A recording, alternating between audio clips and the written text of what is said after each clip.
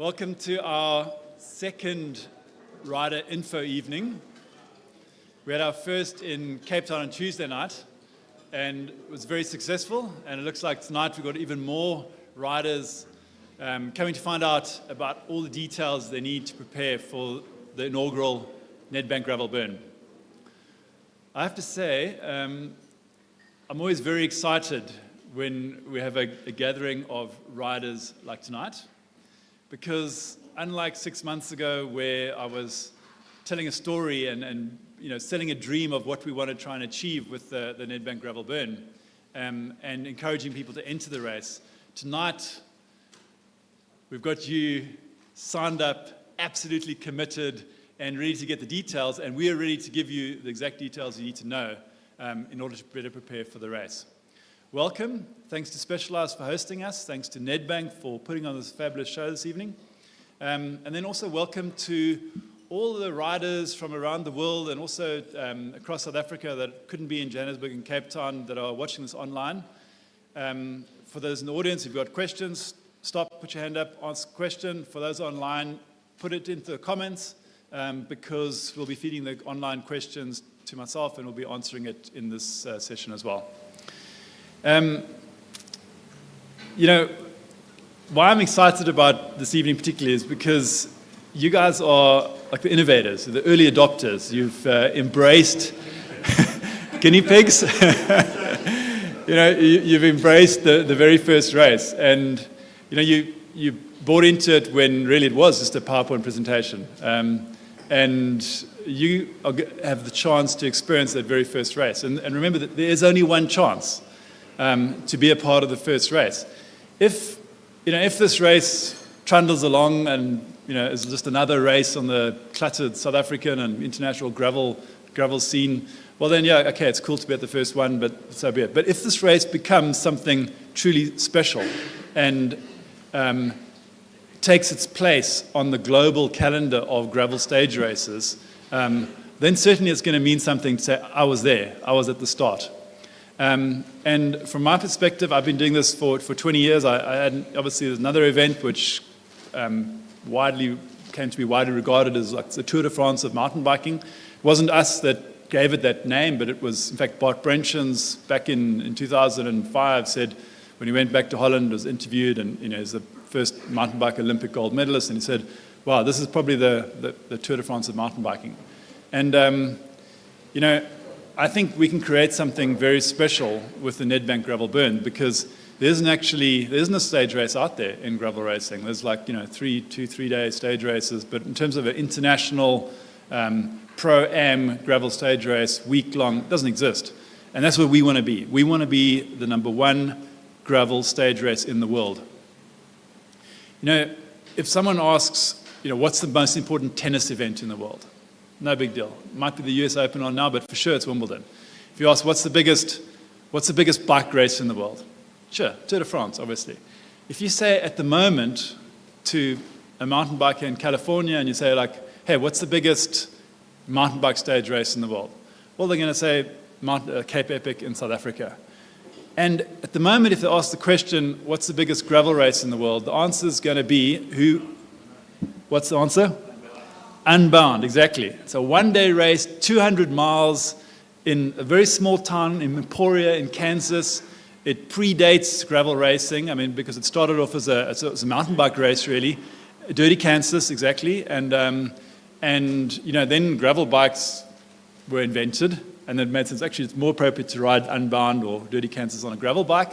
And now that's like the de facto world champs of gravel racing. But it's a one-day race, and when you speak to all the pros, you can speak to them at the race this year at the Gravel Burn. A lot of them are coming. But we obviously speak to them in preparation for this event. And believe me, it's like they're not enamored about the race. It's not like they don't love it. It's just like they have to do it because that's the big race at the moment. And we've got something special to offer. We've got some amazing roads, we've got amazing gravel, amazing scenery. I'd like to think that we can put on a very professional organization, and it's a good time of the year, we've got great weather, and people are keen to experience something new.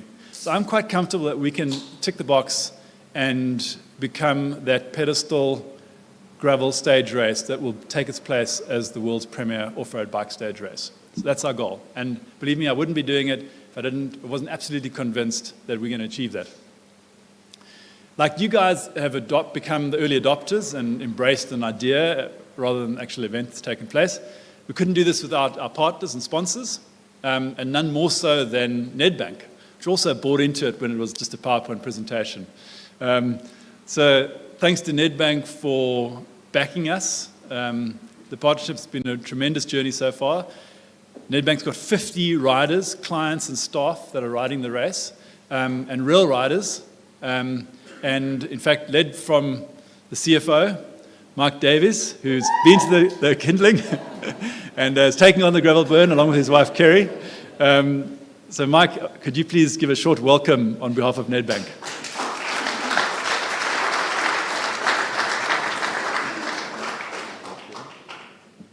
All right, so first of all, I just want to say a big welcome to all of our clients here this evening. Those who aren't clients, hopefully at the end of this event, you'll become Nedbank clients. When you see what Kevin and the team have earmarked for our clients. I'd also like to say a big welcome to streaming. I know we're streaming to a number of international riders. If you're coming out, you're going to have a great race. If you're not, hopefully you follow the race and you'll be out the following year. You know, I think from our side, from a Nedbank perspective, this is a very important sponsorship for us. We've done and put together a number of cycling events over many, many years, which have been extremely successful. They are events that appeal to a number of our clients, as are here this evening and joined us on Tuesday evening. And it is something that, you know, when Kevin approached us, it became a no-brainer. For us, the event that we are putting together as a collective team, as partners, is, I've got no doubt, where Kevin started and he said he wants to create and we want to do, et cetera, I think when you look at the sponsorship that Nedbank brings to the table, when you look at the partner in the form of Kevin and his team, he's done it before, they've done it before, I think we can make this an extremely special sporting event on the South African calendar. I think, you know, the other thing is that gravel riding is appealing to more and more cyclists out there. And I sort of thought, why? And, you know, my reasoning is, you can judge me, but I think what's happened with regards to mountain biking is a number of cyclists don't necessarily like the technical bits, but they love being outdoors. They love being on gravel. They love being on dirt. And I think specifically in South Africa, a number of road riders are scared of riding on the road. A gravel bike gives you the opportunity to do both. And that's why I do believe we can create something special with this particular partnership. And if I draw your attention to events that we as Nedbank sponsor to date in sport, if you look at soccer, what we've done with the Nedbank Cup, if you look at polo, what we've done with effectively the Nedbank International, if you look at effectively soccer, the Nedbank Cup, if you look at golf, what we've done in the event that we host in Sun City, I mean, we've really got tangible examples of where we can put very special sporting events together. I mean, if you just turn on, if you're a runner and you follow effectively the comrades, I mean, just look at the presence of the Nedbank Running Club. So sport is very important to us as an organization. It does bring families together. It does bring effectively people together. It brings friendships. It brings effectively an opportunity to enjoy this country and get fit doing it. So we're extremely proud to be part of this event. Again, I do think we've got the right partnerships, and I do talk also to our co-partners and sponsors in doing something special with this event. And I'm really pleased that Kerry and I are riding it with friends, and we certainly look forward to this event. So Kevin, thanks for asking Nedbank to join in partnership, and we are going to grow this and take it from strength to strength. Thank you.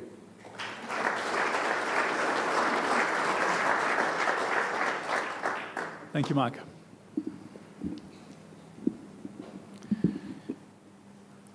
You know, when you look at the images on the screen and the video we showed earlier, which the video is in fact of the kindling test event that we did in April, you'll see that, I mean, those images are beautiful, and it's such a beautiful part of the country. And so obviously tourism is a very important pillar of the South African economy. I live in Cape Town, you see it every day. It's crucial to the Cape Town economy, that international tourism. And when you see how beautiful the Eastern Cape is, are you aware that it's got only 4% of South African tourism, okay? It's totally undersold. So we are bringing some of the biggest names in gravel cycling and in cycling to this area, and they're going to light it up, certainly in terms of the cycling influencers, okay? And that's something positive that we're doing for the country. Okay, so the program for tonight is I want to set the scene for how I think you should prepare for the event from a CEO's perspective, not like a hardcore route designer.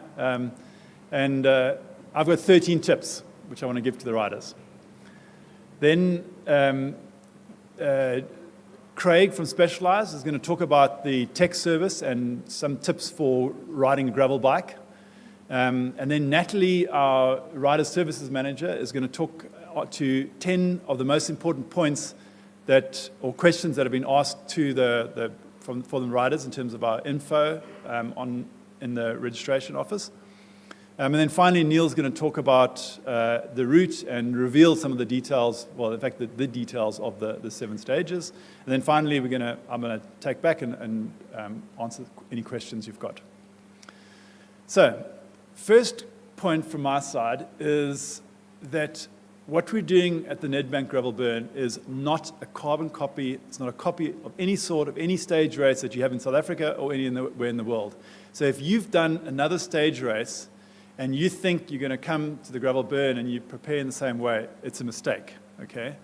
An example of that is, first of all, that 7 days moving every day is a challenge, okay? When we started the Epic 20 years ago, we did Knysna to Cape Town, moved every day for 8 days, and after 5 years, it wasn't a good idea. We changed it and ended up 3 nights in one place, 2 nights, and it's not moving, okay?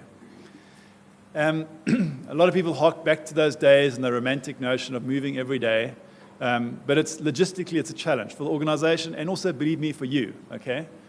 Like packing your bag, it's a mission, okay? There's a reason why most races have moved away from that concept. Whereas we've embraced it and we've gone in with our eyes wide open and said, if you want to see the entirety of the Karoo, you have to move every day. And if you want that romantic notion of travel and journey through the Karoo, well, we're going to move every day. Only one night in Blaauwwater, we're spending 2 nights. So go in with your eyes wide open. Make sure you pack your bag in such a way that you don't have to unpack everything and then pack it all back in every night. You could think of maybe having a packing cell for 1 per night, maybe. Think of ways so that you don't have to unpack your entire bag every day. What we're doing to try and make it easier for you is that, you literally, your bag, you put it outside your tent, we'll put it into the truck, we'll put it back for you. So when you get to the next race village, your bag will be waiting for you, kind of like a hotel. You'll check into a hotel, your tent will be there, numbered, and your bag will be waiting there for you. We've tried to make all the amenities as close as possible. That's why you can see in the picture the LAPA system, where you don't have to walk too far. Pictures is gone, but you don't have to walk too far to any of the amenities. So we're trying to make the logistics as easy as possible, but it is a challenge to move every day. Go in with your eyes wide open on that. Then the Karoo is a harsh place, okay? And when I say harsh, if you've ridden any of the other stage races in this country, you get off at the end of your ride, probably you walk around barefoot from the finish to your tent, maybe from your shower back to your tent, you put on your board shorts and a pair of slip-slops. Look at this terrain, okay? This is not the place for slip-slops and not the place to walk barefoot, and I encourage you to wear proper shoes, proper off-road shoes. Imagine if you went on a safari and you're in a game drive vehicle and you stop. Before you get out the car, the game drive, the ranger gets out, walks around, makes sure everything's safe. Then you get out, and you definitely don't do it in slip-slops. That's this area, okay? It's tough. The Karoo's a tough, rough place, and don't expect to wear slip-slops after your ride. It's also, the weather conditions are extreme. When we did the first trial burn in September, overnight we had like 2 millimeters of ice, okay, on the water. That's why we're not doing the race in September, luckily. We're doing it at the end of October and November, okay? So that during the day it doesn't get too hot, and at night it's still sociable. You can be around the fire and you're not freezing, okay? However, Anyone remember the weather conditions last year? Severe storms, floods in the Karoo Eastern Cape in November last year. On the exact weekend, okay, 1 year before the race, on Swaziland Pass, which is the highest point in the race, is where the mountaintop finish is on the Queen stage, guess what? Snow, exactly, okay? So in November, there was snow on the Swaziland Pass. Now, as a rider, I wouldn't prepare for that. I'm not asking you to bring, winter clothing to get past the pass. It was a once-in-a-generation snowstorm on the top of Swaziland. But just don't say I didn't warn you. The conditions are and can be extreme in the Karoo, obviously with 35 during the day. So it's that area of the country where things are severe and harsh. Then wind, okay? Once again, the photographs you see have been amazing because every time we've ridden, we've done 3 times 3-day experiences plus lots of recce's. It hasn't been that windy, but the farmers talk about the Karoo hairdryer, okay? I hear acknowledgement, okay? And like I said, we've been lucky and hopefully we're lucky on the event, but farmers talk about 25, 30 knot winds. Some of our recce's, we've had dust storms like that, okay? As in like sight recce's, not riding. So I would say stay in bunches. Do not get caught out on your own. It's a solo race. Do not get caught out on your own, riding, thinking I'm going to do a break on my own, or God forbid you have a puncture and you get dropped by a group. Try and stay in bunches because the last thing you want is to be going into a 30-knot headwind. It could also happen, okay? So 30-knot winds are a potential. So once again, go in with eyes wide open.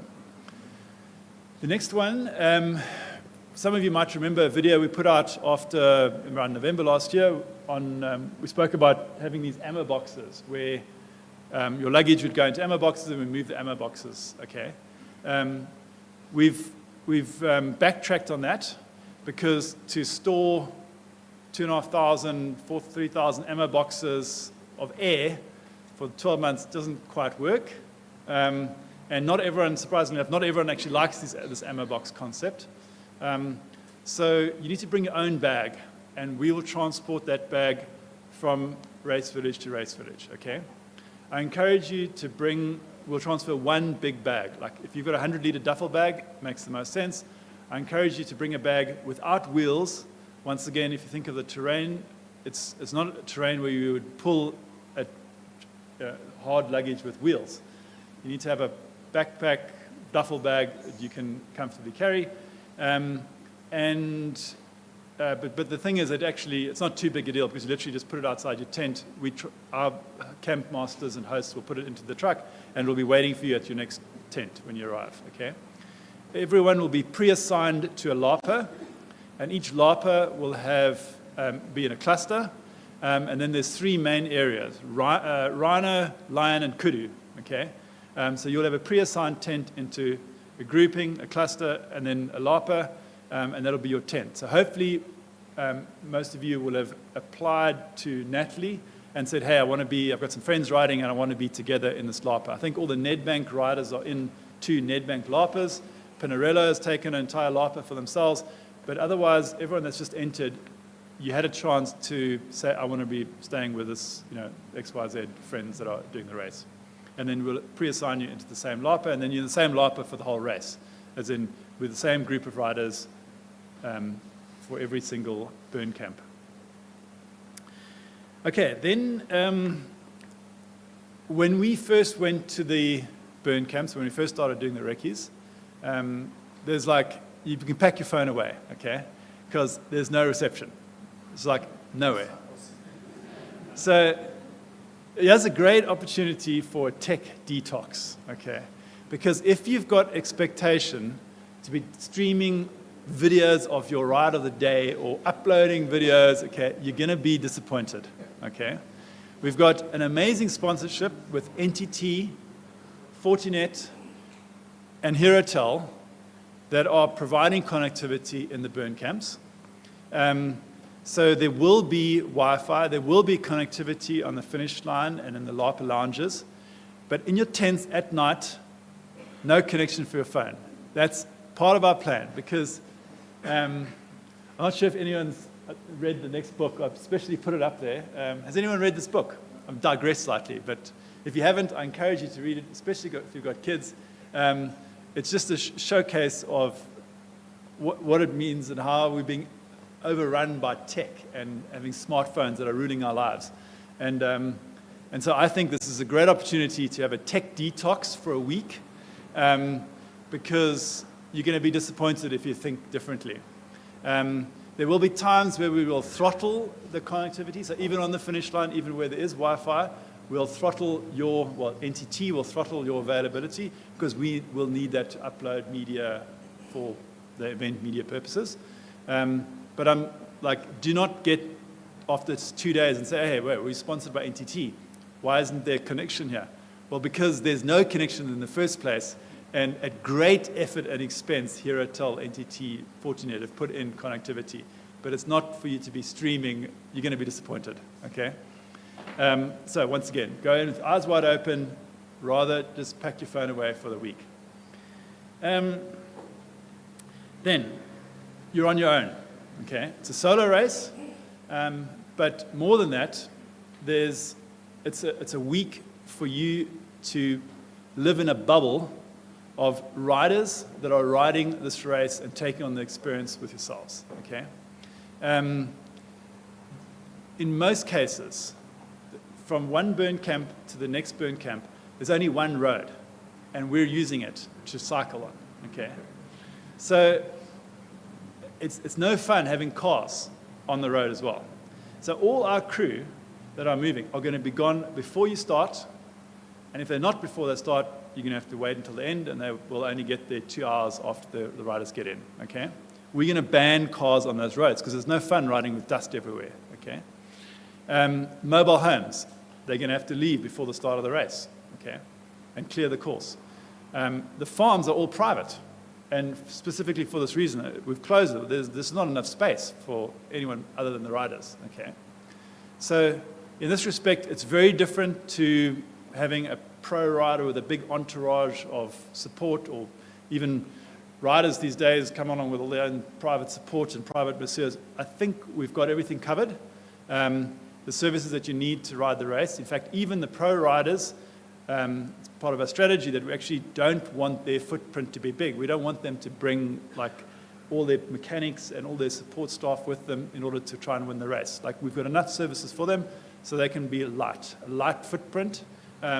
But it does mean that you can have this amazing experience with only riders and the crew that are working on the race in the burn camps, okay? So family, friends ain't going to work at this race. It's just this bubble of people riding the race and having the same experience as yourselves. On that point, my vision was that even if this race gets really big in numbers, I mean, why not? It could be, it's a wide gravel road. It's not a single track where you get congestion.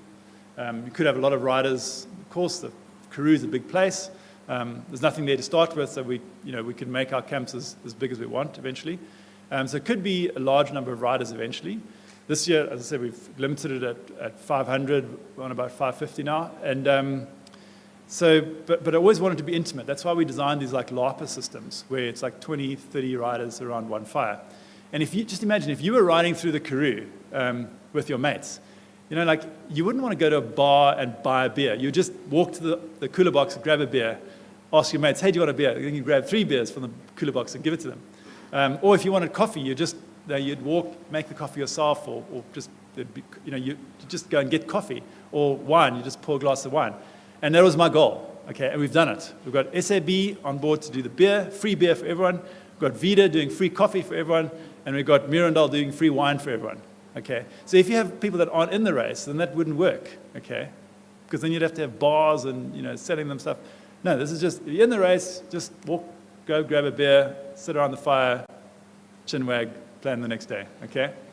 So that's part of this whole bubble experience we're creating around in the race. Okay, 7th point, hygiene.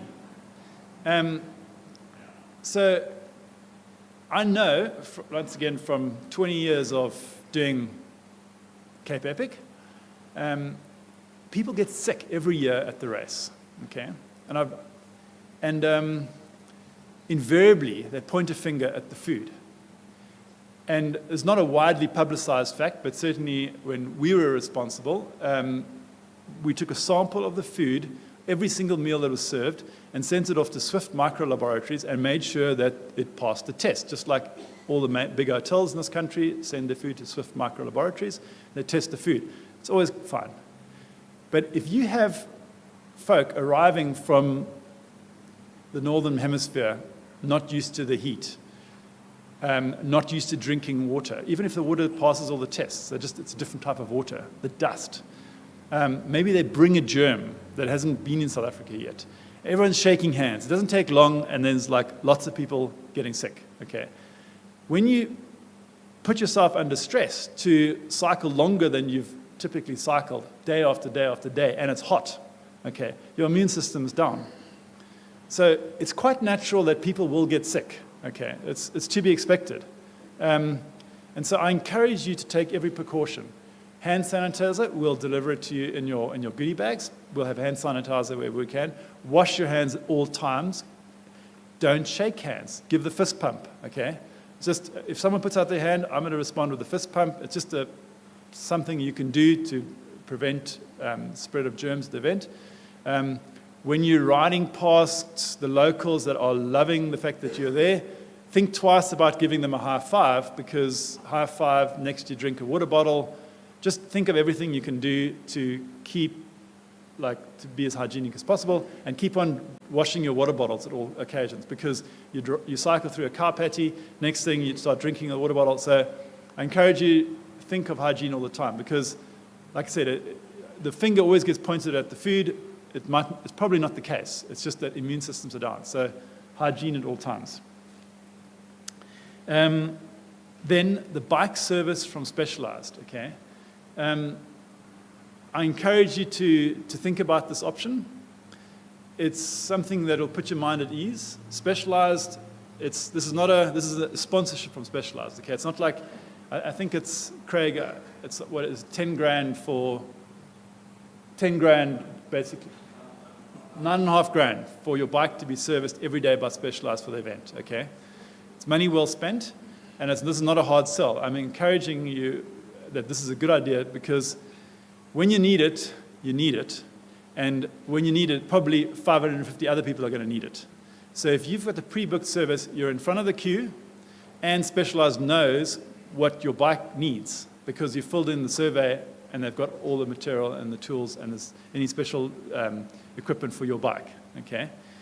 If you're not in the pre-booked service, and there's a day of rain, and let's say you have a tough day or a mechanical, and you're 500th in the queue, sure, they're going to try and take walk-ins.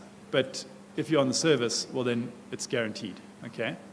And because there's no Twitter camp of private support, everyone has to use Specialized. So get in front of the queue.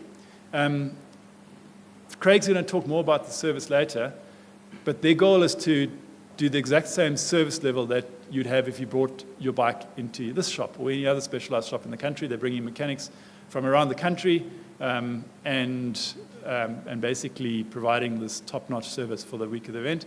And I want to thank Specialized now up front, because I know from the early days of the Epic, it was really difficult to get a premium service at the event because of the cost involved for them to be there. You think, oh, SRAM, Shimano, they should jump at it. The thing is, in South Africa, those brands aren't represented by the mother brand. They're all distributors. So why would they spend money marketing the brand? That's just the reality. Whereas Specialized, luckily in South Africa, is a subsidiary, so they are doing it from the brand perspective and supporting the event. So thanks very much to Specialized. Okay, then point number 9, AMAX.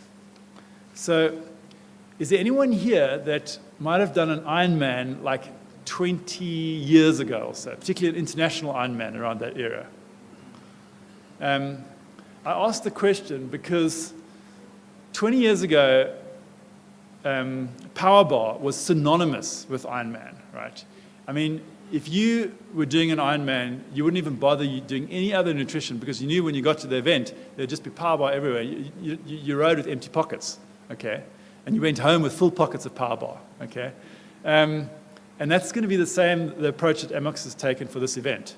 So, and the other thing I wanted to say about AMAX as a partner, the incredible high levels of performance that has been seen in road cycling in the last few years, most people are putting it down to this change in nutrition, this massive amount of carbohydrate that's been taken on while riding.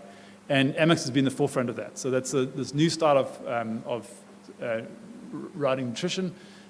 That's AMAX. So I encourage you, there is a subscription service that AMAX has offered to the South African riders, so you can try the product beforehand, but at the race, believe me, there's going to be all the different products, everything you might need from AMAX, and you can sample the products there tonight. Then hyper ice, okay? So at the moment, scarily, we've got about 500 crew at the event. You think, wow, that's a lot. Well, it doesn't take a lot to get to that number. We've got about 80, just the tent pitches moving from town to town. There's like 80 of them. Okay, 4 soccer teams from Graaff-Reinet have taken up the challenge to put up these tents for us. Okay, but we've got big numbers of crew at the race, and it's expensive to host all these crew at the race. So we couldn't just liberally put out a lot of masseurs at the event. Okay. So there's a limited number of classic massage packages, which I believe now are completely sold out. And we will try and add another 5-day massage option for next week. But the cool thing with Hyper Ice is that we're solving that logistical challenge with machinery. And you can basically plug in, put your legs into the Hyper Ice, get the massage, and it's run with a very efficient service, and you charge the battery overnight, and then you've got a chance to get massage the next day. So you go and speak to Stephen and Daniela about Hyper Ice. There is a chance to actually purchase a Hyper Ice boot that let's say if you've got a LARPer, you can put that and dedicate it to yourself, battery gets charged, and you guys use it overnight, use it just for your group of riders, okay, as an example. But anyway, you can go and check out the service at the back there now. Okay, then the party at the finish. It's different, once again, it's the final night is included in your race package. And there are 2 areas where we're not doing the classic 30 tents around a campfire. And that's in Graaff-Reinet, where we're staying at the Union High school fields. And that's going to be the more traditional on-grass school fields, it's an exception. And then on the final night in Shamwari, we're doing this massive boma where all the tents are in a big circle around one massive bonfire in the middle. And so we're planning a grand party because there's no need to go home. It finishes on a Saturday. You can party on the Saturday night and then take the transfers to Port Elizabeth or however you get home. Vehicles are transferred if you choose that option from Knysna to Shamwari. Up to you, but I'm just encouraging you to enjoy the final night as well at Shamwari.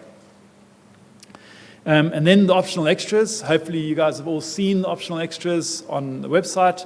They're closing on the 31st of August, which is Sunday, so now's your chance. So Natalie will go through the various options that are still available, but hopefully you've booked all your optional extras that you might want before Sunday, and many of them are sold out. So, last checks. If you haven't got something, you've got a few days to go. Okay, then the final point from my side is the word respect. Okay, and first of all, it's respect for the camp masters and hosts.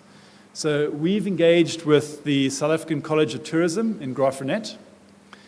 We've trained 20 fire masters, and then we've trained another 58 hosts that are basically looking after each LARPer. So at the kindling, that's a photograph from the kindling, you would have experienced, Philip, you would have experienced some of the hosts. But they are folk from the community in Graaff-Reinet. Karoo 360 is the company that we're working with also from Graaff-Reinet. They've designed a curriculum that has gone into the South African College of Tourism.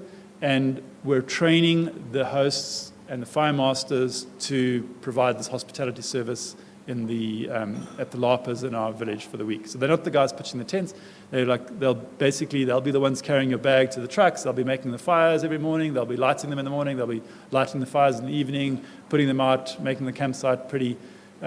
So I'm asking you to respect the staff that are going to be all around you. Then secondly, I'm asking you to respect the environment, because the Karoo is like this wonderful, beautiful place. And it's just, make every effort. I mean, I'm assuming that none of you are going to litter, but I'm asking you to take special care when you put the wrapper into your back pocket, to take special attention that it doesn't, by mistake, flip out. Because it's such a beautiful place. We really need to respect it. It's the first time we're working with these farmers, and we want to build up an awesome relationship with the farmers where there's this mutual respect and we look after the land, because that's the one thing these guys are very precious about, is that's the land. The Zondags in Avonti, it's a 10th generation family farm that they've opened up to us. The Kingwills in Graaff-Reinet, it's a 5th generation family farm in Graaff-Reinet. So these are farmers that are the salt of the earth. They are deeply ingrained in the Eastern Cape culture and the Karoo. And we just want to respect the generosity in opening up their land to us. And then finally, respect the riders around you. It's like we're all in this together, and let's have fun together. It's like that's why we're doing this. We want to have fun, and if we can respect each other on the road, then we can all have fun together. So that's for me. Those are my 13 points. Like school days, you can see them again. And yeah, for me, obviously, the most important is the final one, is just respect, because it's going to make for a good environment to enjoy the event. I'm going to hand over to Craig from Specialized to talk about the tech service. Thank you.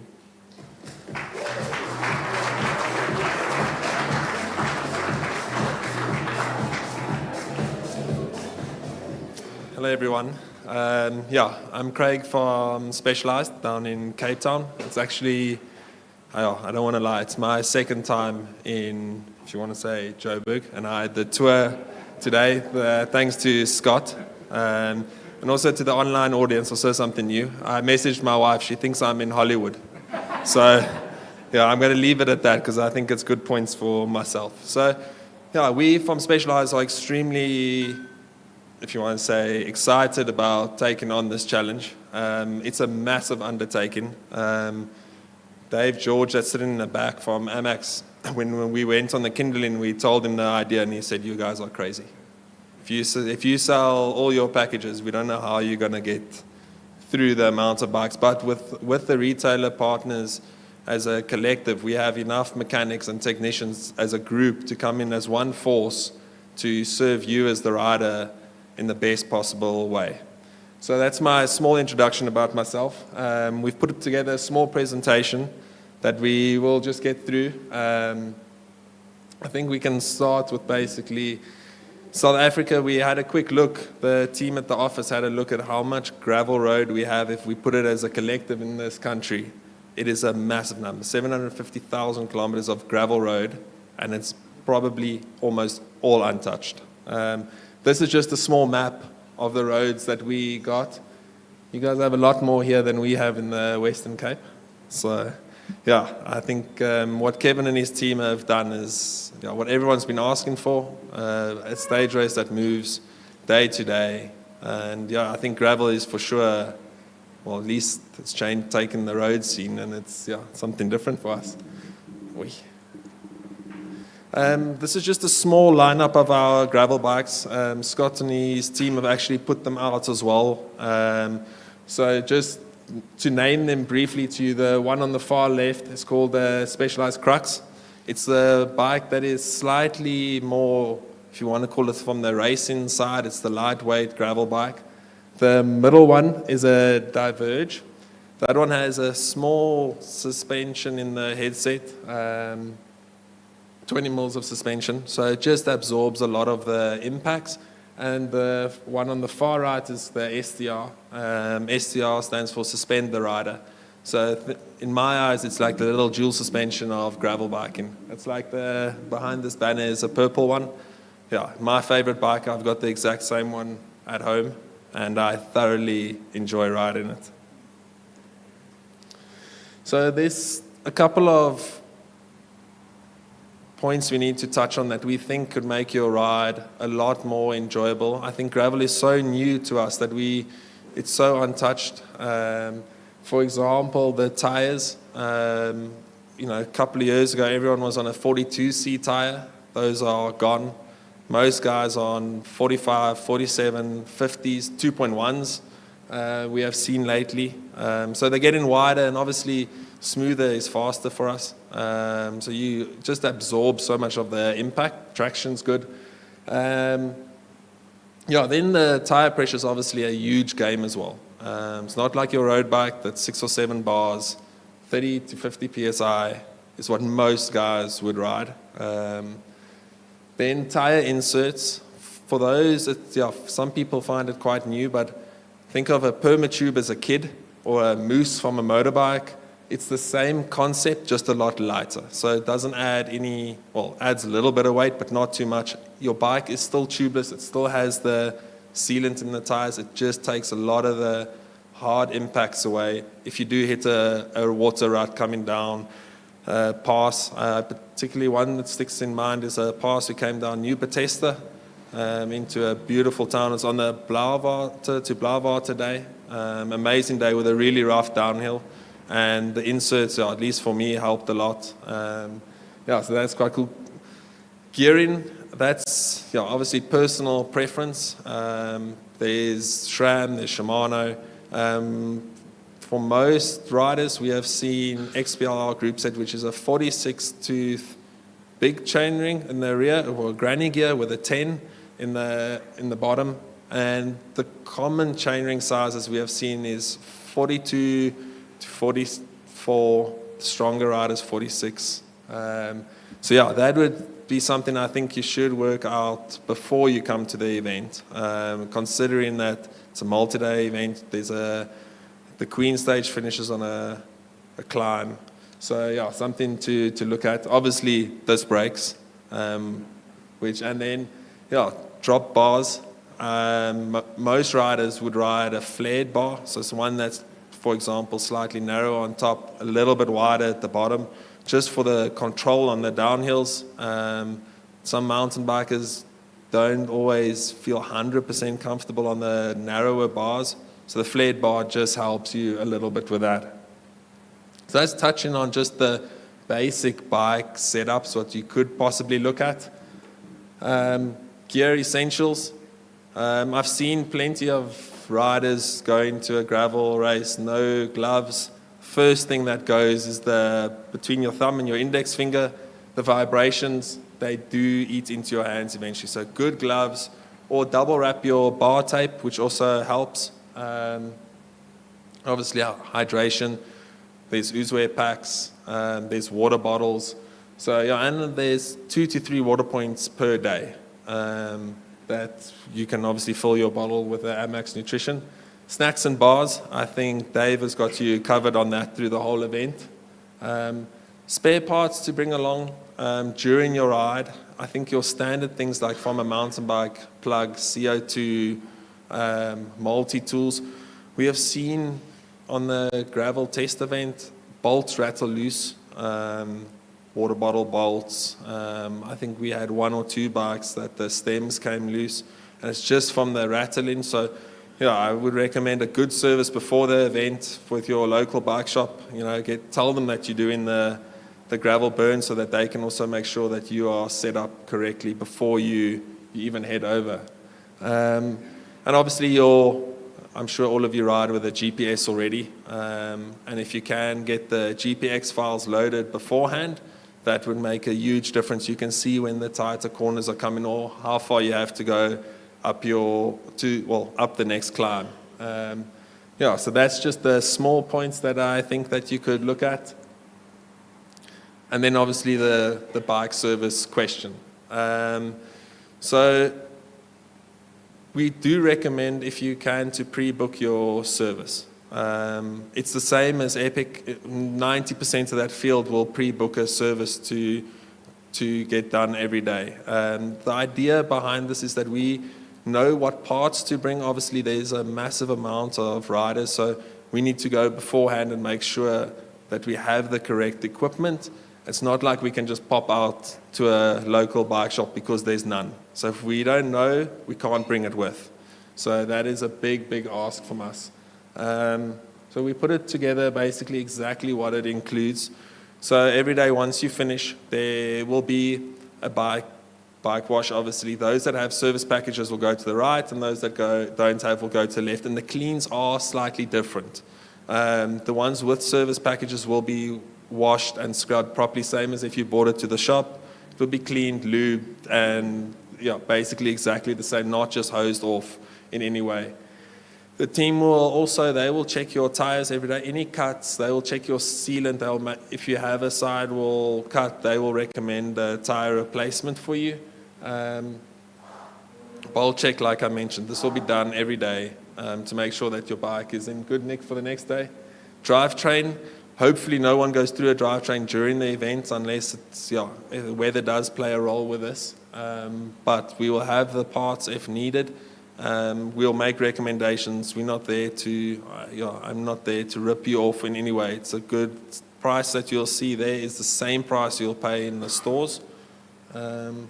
Brake check as well, obviously super important. The downhills are long, depending on how big your group is that you stick in. You're on the brakes, off the brakes, same as in the bunch. Wheel chew will be done every day.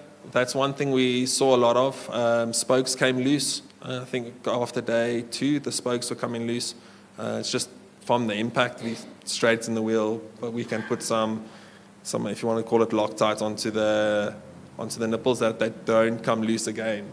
Those that have suspension, we'll bring the service kits along. There's a crux here somewhere with suspension, like this one behind me. We will bring the parts along to service it if we need to during the event. And obviously our team will test ride your bike before they put it back in the bike park. Someone asked me the question the other day, will we charge your Axis battery or your Di2? Yes, we will charge them. When I rode the test event with Kevin and his team, it was only 3 days. You obviously don't need to charge your battery every day. But your battery should get through, but we'll make sure that it is charged every day. Sorry, just want to get to the next one. So we're also doing en route tech support. So what that is, we will be at the water points. If there's 2 water points per day, we'll be at 2. And I think the longer days, we have 3 water points. So we will have 2 to 3 technicians per water point with a setup. They will make sure that you are riding and getting to the finish. If we have to put in a spare wheel to get you there, if we have to give you a loan bike to get you to the finish of that day, our idea is to get you to the finish. That is our priority, to make sure no one falls out from a mechanical point. So we'll be there. The same team you see at water point 1 will be at the next day at water point 1. So you'll get to know the faces. Hopefully they get to know you as well. So I think we are... Well, hopefully not, actually. You're 100% right. So that, just from my side and Specializer's side, thank you for your time.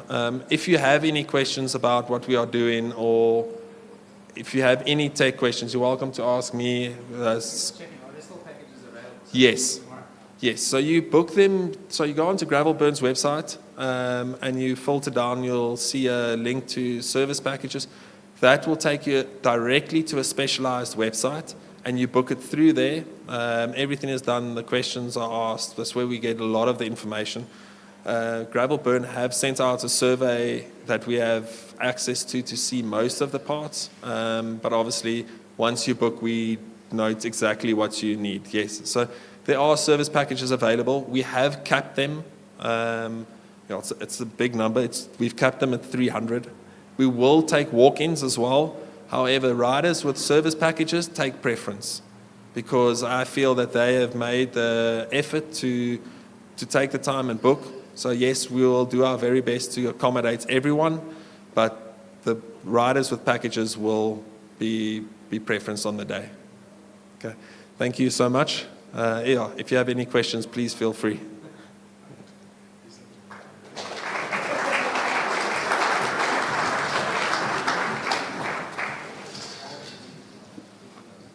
Hello everyone, I'm Natalie. It's nice to be here with you tonight.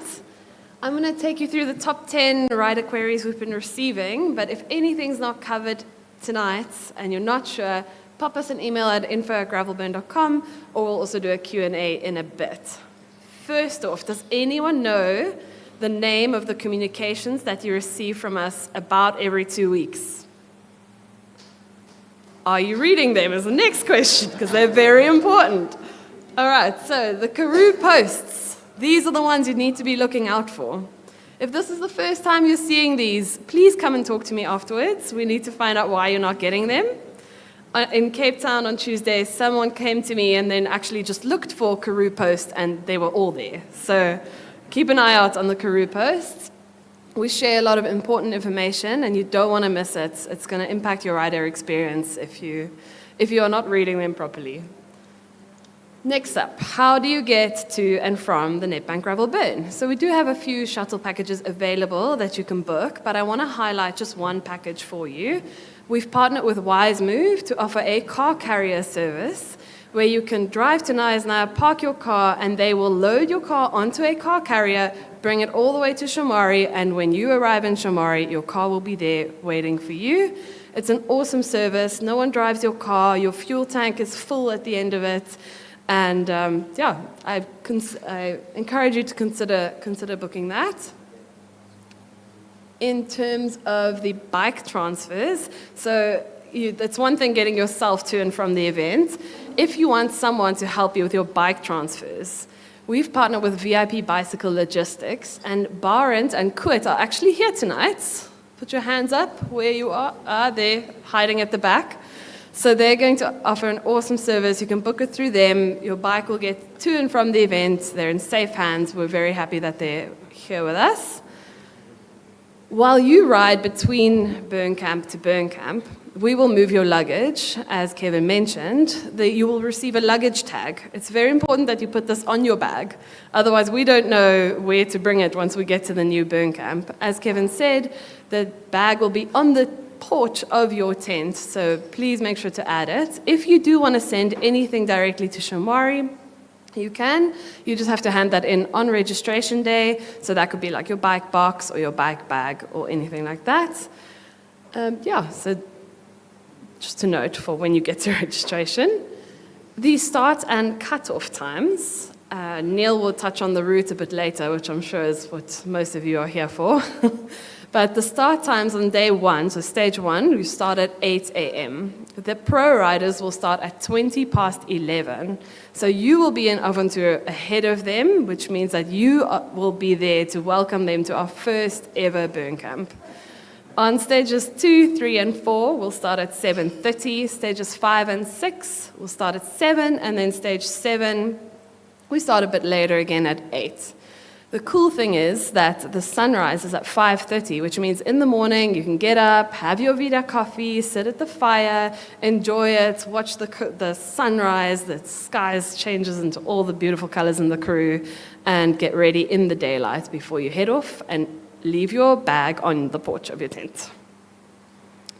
Let me go back. Cutoff times.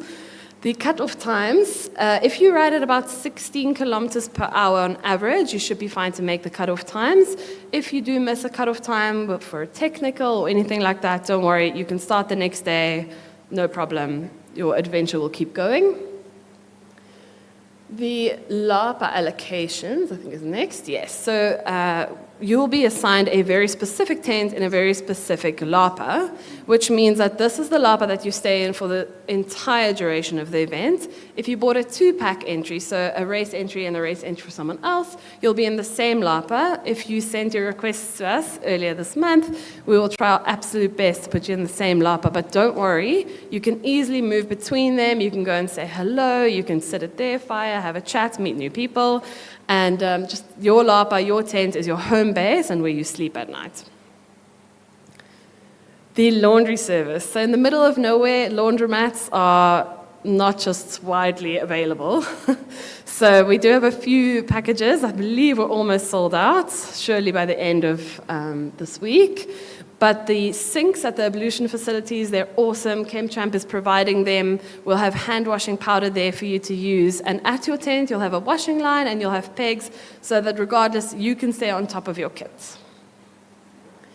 The Putt stalls. So the Putt stalls is our word for a water point or a service station at the events. You'll find AMAX, you'll find Specialized, you'll find lots of snacks, sweet breads, boiled potatoes, anything to keep you going throughout the events. On stages 1, 2, 3, 4, as well as 7, we will have 2 Putt stalls. And stages 5 and 6, we will have 3 Putt stalls. At the last Putt stall every day, we will also have Red Bull available for you to keep you strong going until the end. So once you finish riding, you hopefully hand in your bike with Specialized, and then you enjoy your lunch in the finished Boma, you have a shower, you go and use your Hyperize recovery boots or your massage package if you booked one, you do your laundry if you need to do your laundry, and you just enjoy your burn camp life. Read a book, nap, read our official event magazine, and meet new people. This burn camp life, this experience around the fire, this intimate feeling is as much a part of your Nedbank gravel burn experience as the riding is. So we encourage you to embrace it, and we're super excited to be there with you and to share it with all of you. And my last point is a bit on how to pack. So I'll be very brief on this. Bring a headlamp, bring a sleeping bag. Some people have been asking that if they should bring a sleeping bag. Please do. Please make sure that it is warm enough. It can get quite cold at night. Bring your own pillow and bring really good shoes, as Kevin mentioned and showed. The thorns can get quite hectic. In terms of how to pack, think packing cubes, think compartments. Don't unpack every day, everything. In a few hours, you're just going to have to repack it again, and we're going to move again. So think smartly on how you pack and be ready. Yeah, we're super excited. I will hand over to Neil now to chat about the route, and we'll have a Q&A in a bit. Thank you.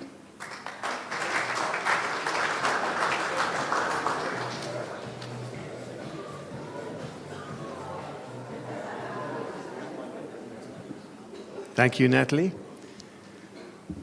So I guess you all want to know where we're going. This is a route of absolute contrasts. And I actually get goosebumps when I talk about it, and I can't help it, but I get emotional because it's just the most spectacular route from a scenery point of view.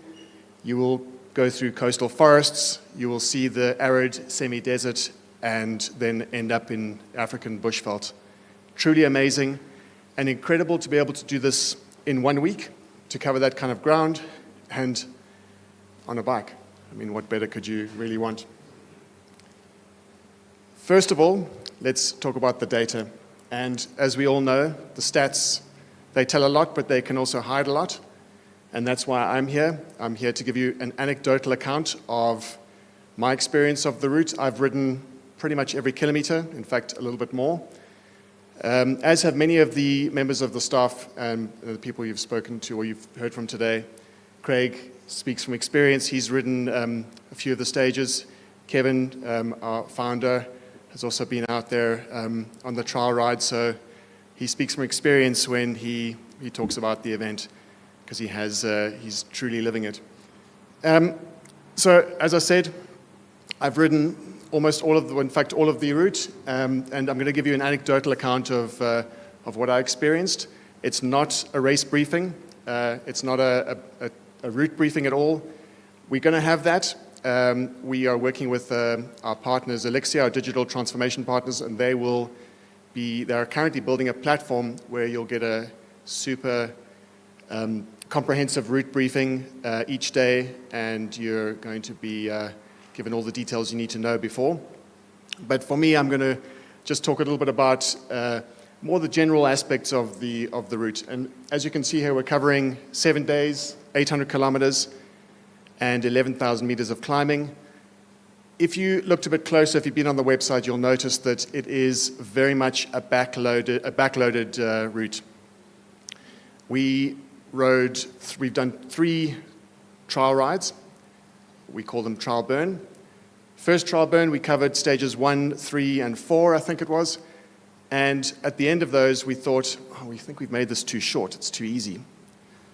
Then we rode trial burn 2. And after trial burn 2, we looked at each other and said, I think we're going to have to shorten this a little bit.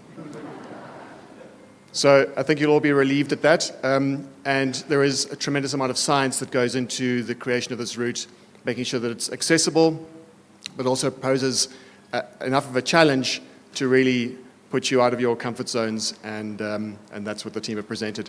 So I think it's important to note that anyone who's tackling this race and who's tackled stage races before, be careful not to use too much energy in the first few stages. It's very easy to get swept up. Everyone's going to be tapering, everyone's going to be champing at the bit. The speed is going to be, or rather your efforts in the beginning, are really going to define how you enjoy the race towards the end. So super important that you save something for the end, and that's a theme that runs all the way through the week and also throughout the stages as well. And I'll mention a few of the stages where you really need to save something for the end. So that's, don't say I didn't tell you so, but that's really the lesson of the overall picture of the route. I think it's also a great moment for us because this is, well, in fact, we showed this slideshow on Tuesday night in Cape Town, but you are among the very first to see the route profiles. It's exciting to be able to show the race and the route in this much detail, and I'll talk through some of the details as you'll see in the legend when we go over to the route profile. So stage 1, Nice to Aventure, 84 kilometers, 2,050 meters of climbing. It's a lot of climbing at 84 kilometers, and it's pretty much, if you look at the profile, yes, uphill. I heard uphill. Who else thinks it looks uphill? So just a quick look at the symbols in the legend, just to explain some of the symbols. It's 7% of it is paved, and that is in the very beginning. Important to look out for Samola Hill. It's a big challenge, and I encourage you to warm up before this because everyone's going to be going flat out. So get on your rollers and get warm.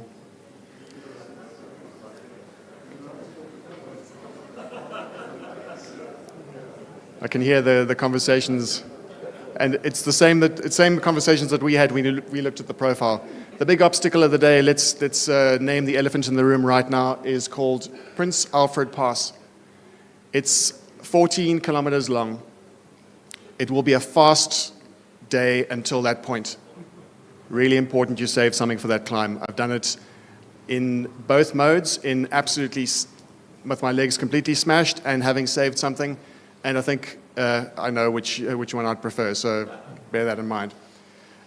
Also to note that if anyone done Karuta Coast, so similar kind of terrain, just in reverse. So if you're familiar with that race, you'll know what the surfaces are, and it's going to be a theme throughout the week, the trail surfaces or the road surfaces. A little bit of champagne gravel, some ruts, some rocks, but I think it's important that just ride within your limits on the descents. And we can't predict exactly what the surface is going to look like, but most likely it'll be in good condition. This is one of the more favorable surfaces. Quick look at the putt stalls. You can see where they're positioned. At the putt stalls, first one there'll be AMAX and of course our neutral tech support from Specialized. And the last putt stall, as Natalie mentioned, Red Bull will be available for that last climb. Take a note of the 3 arrows pointing downwards. And I'm going to talk about that quickly. This is not a technical course. You don't have to have massive amounts of skill to get through it. However, if you're going at speed, if you're near your limit, you will come unstuck. Craig, you've been at speed through here. You know what it sounds like when rock hits carbon fiber rim. It's probably one of the more horrifying sounds known to a cyclist. So take care. Those points are noted for a reason, and when you're descending, descend well within your limits. Now we're going to talk about stage 2. Stage 2 for us, in fact, was in the trial burn was, I would say, quite a blur. And there's a reason for that. And it'll be a blur for you guys as well. And I say this because it's a fast day. This is the closest we come to a champagne gravel stage. It's fast, it's furious, and you're going to be learning, going to be drawing on your bunch riding skills. This is important. Also important to note, the shallot looks innocuous, but it's a steep technical climb, and you're going to need to take care there. You'll also notice Red Bull kilometer. There's going to be more on this later, so watch this space. Again, take note of the descents, the technical sections. Please take care before you head into Willamore. It's going to be a fast finish into Willamore, and then you're going to be getting into your bus transfer, heading to Graaff-Reinet, the heart of the Karoo. Stage 3. Graaff-Reinet, we start there, and we're finishing in Blaarwater Farm. This Blaarwater Farm is an auspicious burn camp. It's our first prototype burn camp ever. We've had tremendous cooperation from the farmer, Justin Kingwell, and his family. It's a family-owned farm for generations. It is a truly magical place. You are right in the middle of the Karoo, and you'll be staying in this burn camp for 2 nights.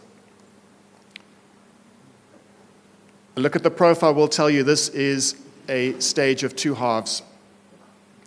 The hard half and the fast half. Unless there's wind, of course. Now, you've heard about the wind. The wind can play a role. If you're more or less in the mid-pack, I think it's important to note that you've got, if you're on the course out after 12 o'clock, 1 o'clock or so, and the wind picks up, just find a group. That's the advice I can give you. So just let's go back to the first part. It's a long drag. So if you find yourself in groups, it's important to find a group that you are comfortable in, that you're not overstretching yourself. It is a long slog up to that conical hill section. And then there's some technical descending. If you go at speed, you're going to take some risks for sure. But if you stay within your limits, you'll enjoy the descent down. There's a beautiful river crossing, and it looks like a slow drag up to Blaarwater, but it is truly spectacular. You'll see some wild animals on your way there. Now, stage 4. This is an interesting one because when we first heard from the course designer we're going to be doing a loop stage, we thought about does that ruin the romance of the point-to-point route? And considering this is almost unanimously the favorite stage out of all of the riders who've been participating in the trial burns, it is magical. We could not miss the scenery, we could not miss the trails, the tracks around the Kampersberg. It is truly a beautiful stage. Not easy.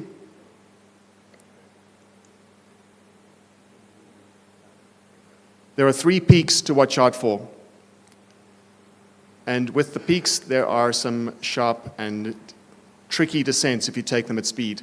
I heard rocks hitting my carbon fiber rims, and I think I wasn't even close to the limit, so take great care on these descents.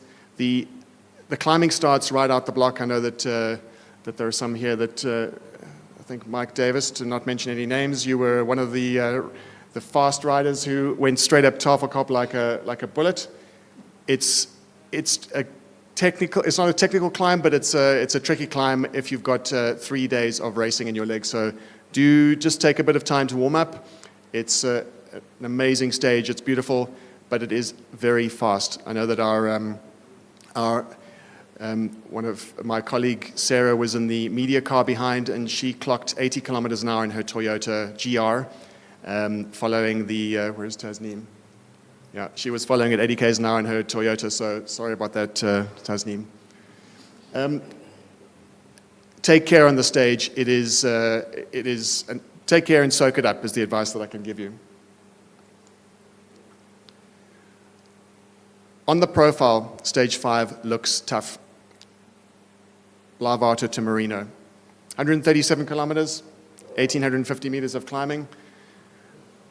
A quick glance at the route, the profile, you'll see that over 50% of it is on tar. Most of you by this point will be welcoming some smooth surfaces, trust me on this. Putsberg is the highest point, and it is a challenging climb, but I encourage you to, even if you have to stretch it a little bit, try and stay in a group because those kilometers after you can see that descent, those kilometers after that peak, it'll be a lot more comfortable day if you can spend that time in a group and surf the group. Obviously, you've got to have a bit of firepower to stay in the group, but use your wits, use your bunch riding skills, and also very important is to have a bit of a political mindset, because you're going to need to do your turn, cooperate, and just be, yeah, you know what to do if you've ridden in a bunch before. So I think that's important, because that big climb at the end, another elephant in the room, this is the only summit finish of the entire race. You finish at the top of Swears Hook Pass. Now, it depends on who you ask. It's a drag from 16 kilometers onwards from Craddock. That's your aiming point. When you're on that descent, you're going to be looking towards Craddock, and then when you hit Craddock, the day changes because you're going uphill. Climbing at this kind of in this kind of terrain, it becomes your life for the next hour, or depending if you're really lucky, an hour, and if you're not so much, you're going to be on the climb for a good couple of hours. I'm going to go back here. When you see this bridge and this windmill, you've got 11 Ks to go.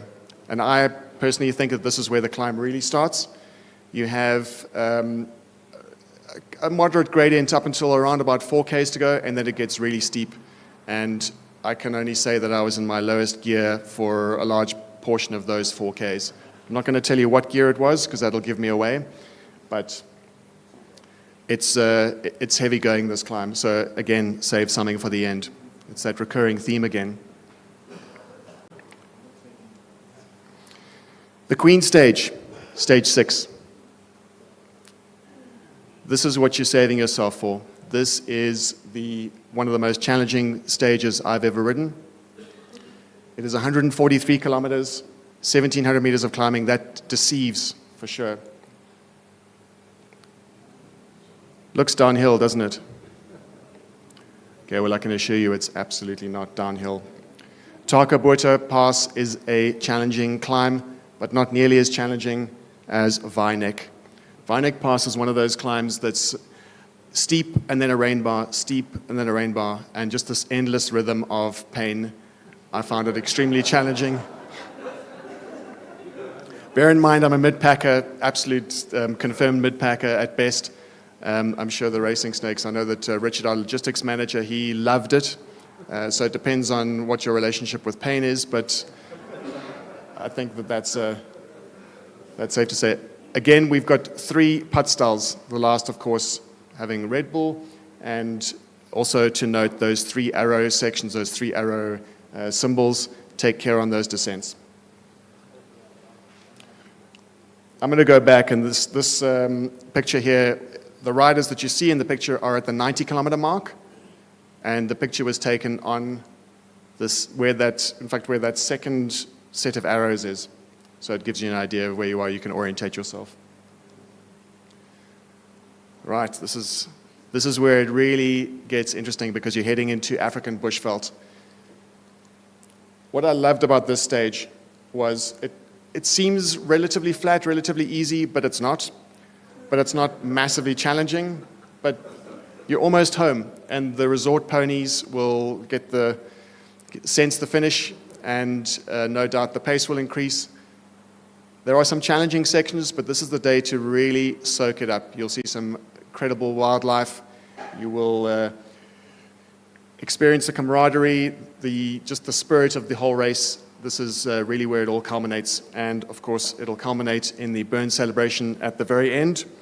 And it's a stage that if you save yourself, if you monitor your efforts all the way through the week, you'll really be able to soak this stage up.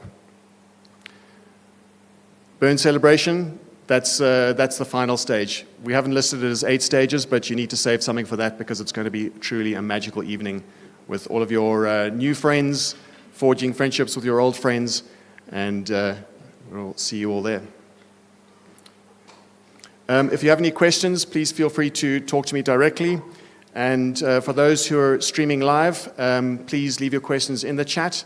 I know we've seen some auspicious names in the chat, and Kevin's going to talk about that in a moment. So please fire those questions away, and here's Kevin to conclude. Thank you.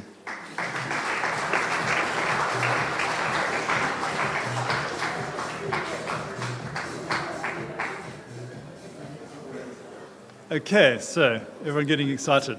So as Neil mentioned, we've had a few questions sent to us online, and we've got folk from around the world. Maybe some of you know Adam Hansen. Adam, thanks for joining us online. The Giro stage winner, Vuelta stage winner, and I believe you're the current president of the Professional Cycling Association. Thanks for riding the race, Adam. And your question is, can we talk about the navigation? Yes, you can ride the entire race without the GPS's routes loaded onto your computer. So the route will be signposted, but from experience, we know that it's much better to also have the route on your computer. And so we will make all the GPX files available in advance. In fact, you'll be able to download them automatically off our profile, off our platform. And so you shouldn't even need to look at the signage because you've got it on your computer, but the route will be signposted as well. Another question that came to us online from Trevor Davis, also in Australia, I believe. I think you got up very early rather than staying up very late. Could you speak to the daily meals and the aid station spacing? I think Neil might have answered that. Most of the stages, it's only 2 putt styles, which we feel is sufficient for the length of the stage. I think the pros probably finish the shorter stages in about 3 hours, the longer stage in about 4.5 hours. For the longer stages, there'll be 3 putt styles. And also, there'll be a full portfolio of AMAX products, as well as wholesome foods, potatoes, Marmite sandwiches, peanut butter sandwiches, salty goods, in fact, Vegemite, you're right, Vegemite sandwiches. That's the South African equivalent of Vegemite is Marmite.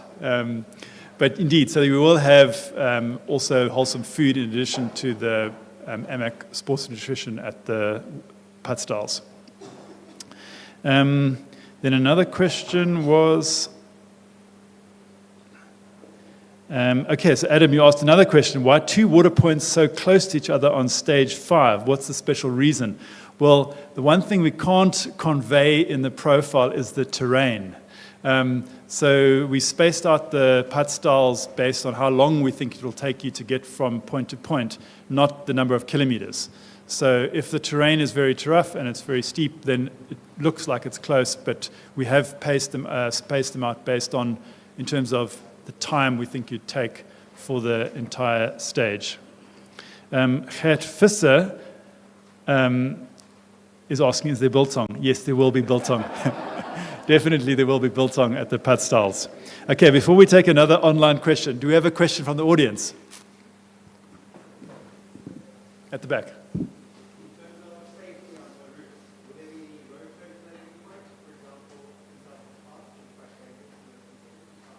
The answer is yes, we will have road closure.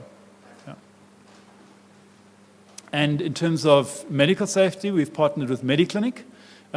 So they'll have a full on-site hospital, as well as roaming paramedics. And in fact, that would be quite similar to how we're doing the tech support, in that we'll have roaming motorbikes that are slowly overtaking the field. So they're mobile, moving in the same direction as the traffic, or same direction as the cyclists. Ruben.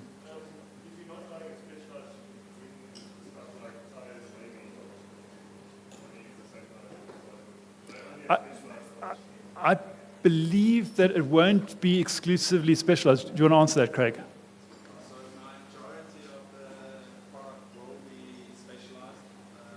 We have chatted to 1 or 2 other suppliers as well, but unfortunately we will not have every single brand on the... Sorry, do you want me to start again? Yeah, so we won't have every single tire of every single manufacturer on the route. We will try diversify it a little bit and bring in other models, but majority will be specialized product, yes, to answer your question. Does that answer it? Good? Richard.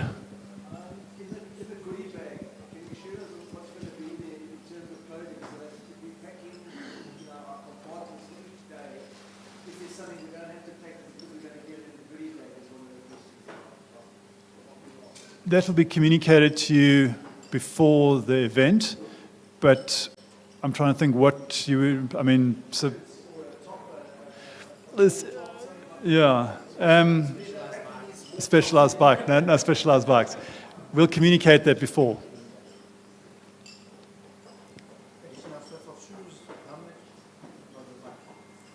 Excuse me? Second set of shoes, second helmet? No, I don't think so. I think you should be fine with one set. Unless you fall, in which case, in that situation, I think Specialized would have helmets for sale, but yeah, I wouldn't think you need to bring a second set. Question? If you're not feeling lacquer the one day, then you start the following day. Okay, the question is, let's say you don't finish one of the stages. Okay, so the cutoff times generally, as Natalie said, are generous, 16 k's an hour, or you could say normally double the winning time plus 1 hour.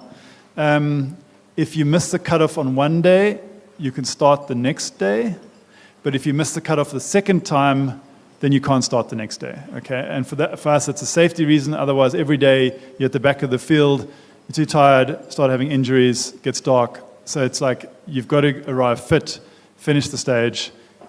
If you miss one stage, it might be because of a technical or you have a bad day, but if you do it twice, then game over.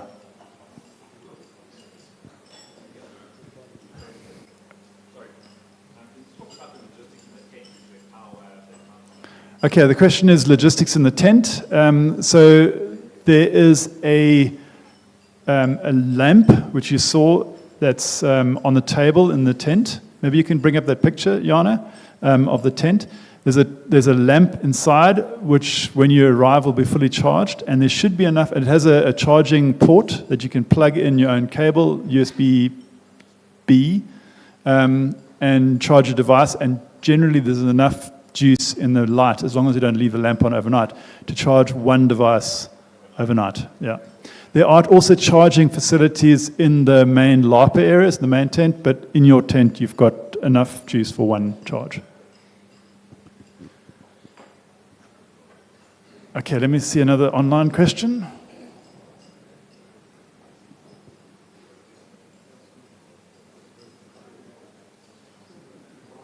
Okay, from Dieter Roman in Belgium. Is there a participation list available? Yes, we will publish a race register before the event.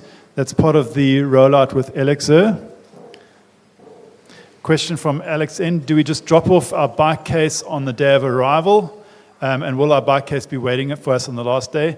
Yes, correct. At registration, at the race hotel, the moorings in Neisner, we'll have a special area. So if you travel internationally, your bike box, maybe a hard shell suitcase that you don't want to travel with, you can give to us and we will transport it to Shamwari. So when you get there, you'll be able to pack your bike back into the bike box in Shamwari.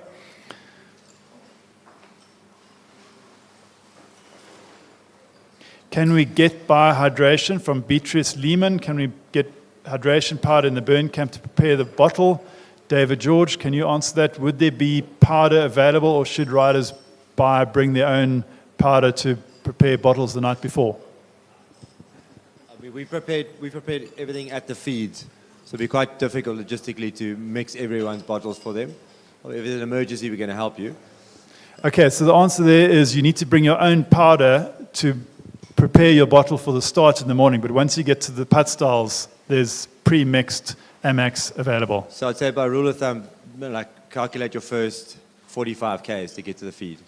Exactly, so the first 45 Ks, cover yourself to get to the first Putt style.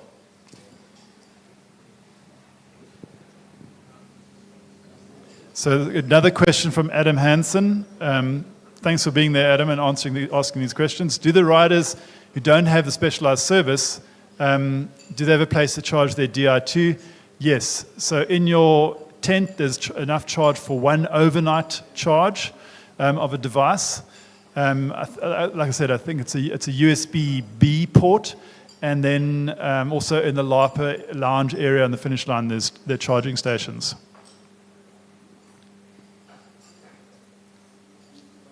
What kind of temperatures can we expect? For riding temperatures, go between 20 and 30 degrees Celsius for the day. In the mornings, it might be in the teens, but from 9 o'clock onwards, I think between 20 and 30 degrees Celsius.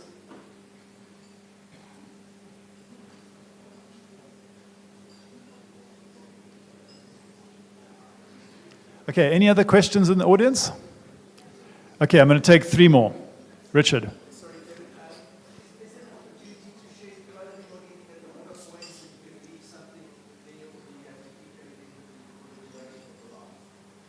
Yes, there is.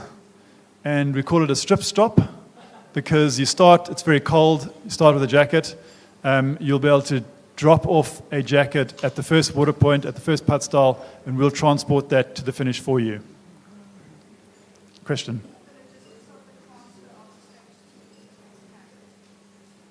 The logistics, to repeat the question, how do you get from the finish at Willamore and up stage 2 to get to the Grafenet campsite?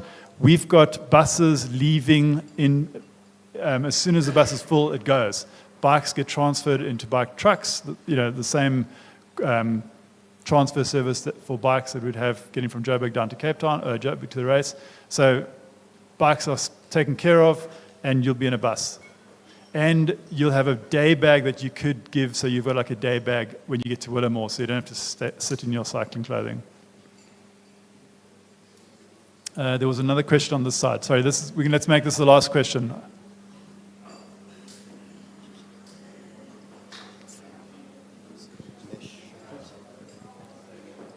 It's a question from Nicole Ware. Can we bring our own tech recovery boots and charging facility? Well, if you can charge it yourself, then for sure, if you've got space to put it into your bag, we can't dictate what you put into your bag and your own luggage. Is there vegetarian catering? Yes, there is vegetarian catering. Question at the back. I'm going to make that the last question.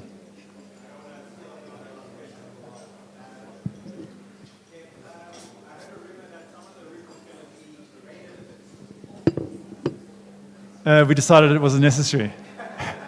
The question was, is some of the route going to be graded?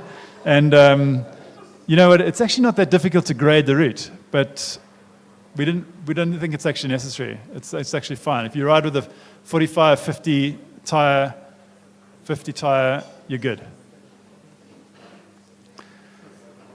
Okay, special accession for Bianca. Last question, and then I've got 2 more closing points to make. Bianca.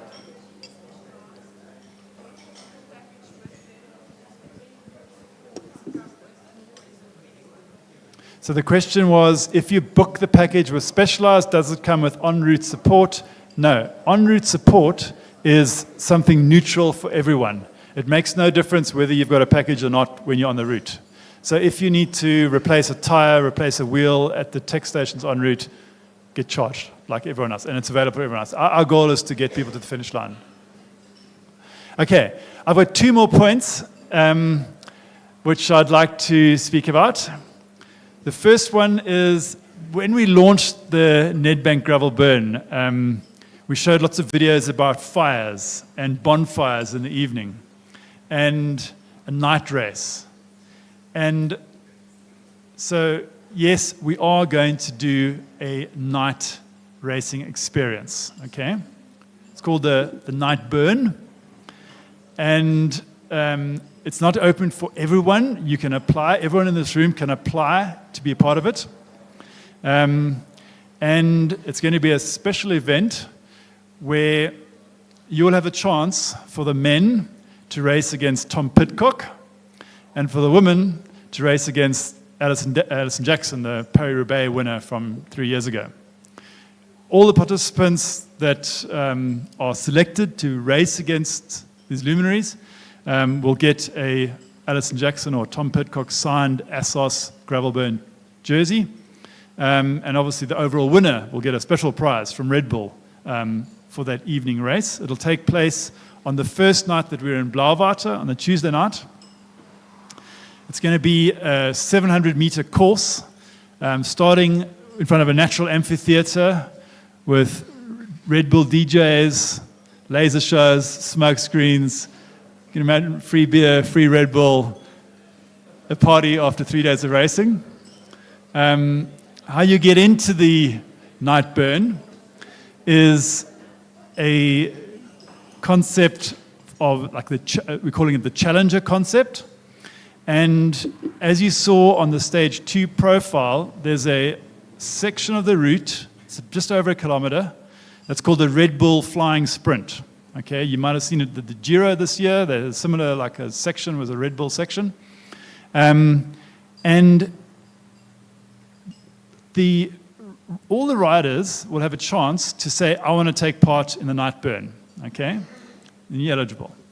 Then we're going to select out of that those that showed interest, the riders that have the best differential between their flying sprint ranking and their GC ranking. Okay, so at the start or at the end of stage 2, if your GC ranking is 500th, okay, but you went gangbusters for like the 1 kilometer of the Red Bull flying sprint, and you might have come 300th out of that, just that 1 kilometer time section, then you got a goal difference of 200 from 500 to 300, okay?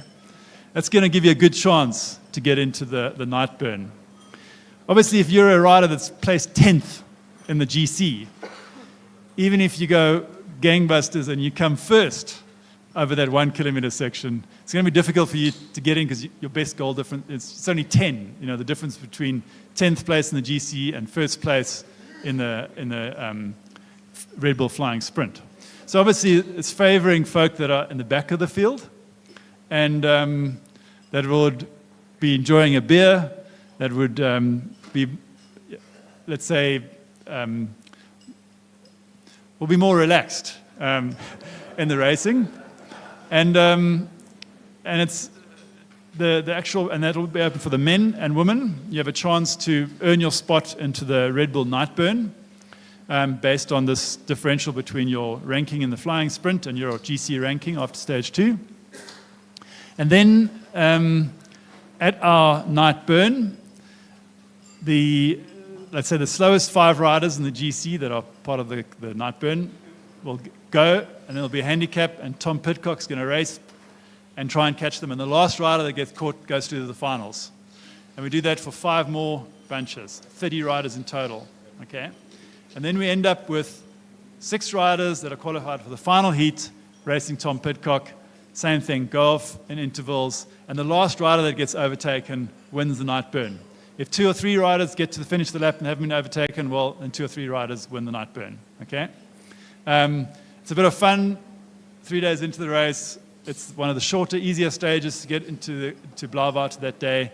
And it lends itself. It's a natural amphitheater. After 3 days of riding, I think you're getting into the groove. We're going to have an amazing party. I mean, I confess that when I thought of the Gravel Burn name and the concept of being in the crew, I had thought of Africa Burn. And I thought this is a great way to celebrate riding our bikes in the crew. We've done this twice. You can see this footage. We've done it twice. The second time we had Bridges for Music, which will actually also be one of our partner charities. So Bridges for Music were there. They were DJing at this night burn. And you know what?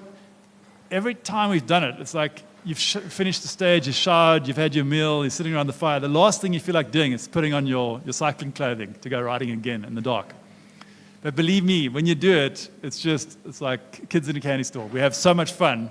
And so we expect this to be a lot of fun. For most of the riders, it's, you're going to go and listen to some music and drink some beer and watch the riders going, racing around the night burn course.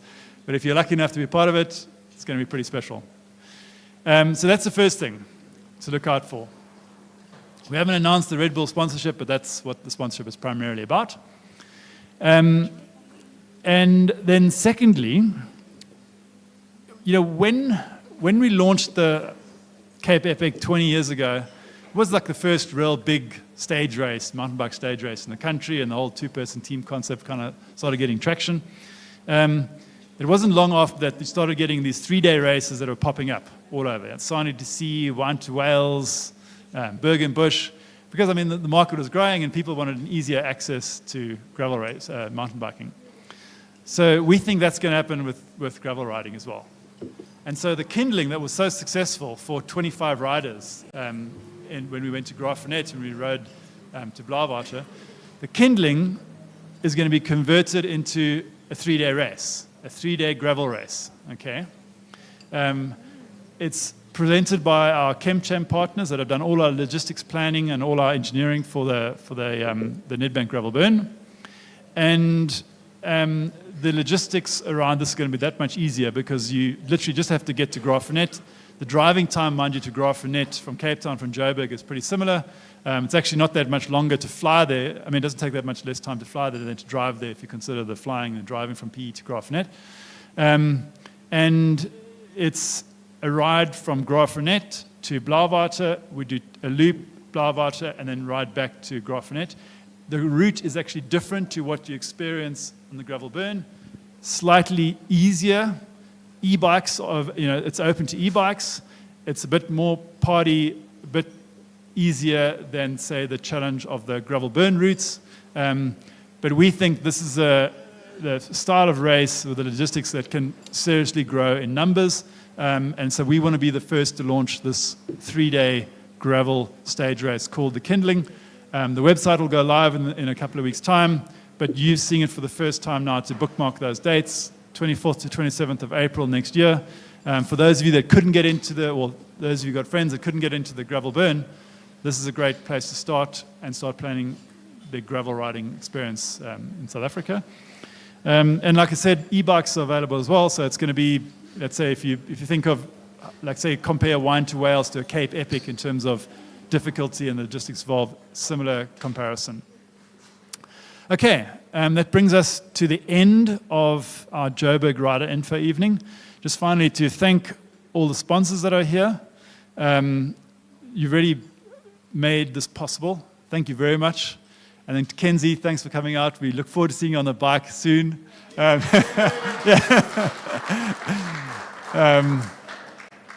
yeah, thanks for being here, and thanks again for the support.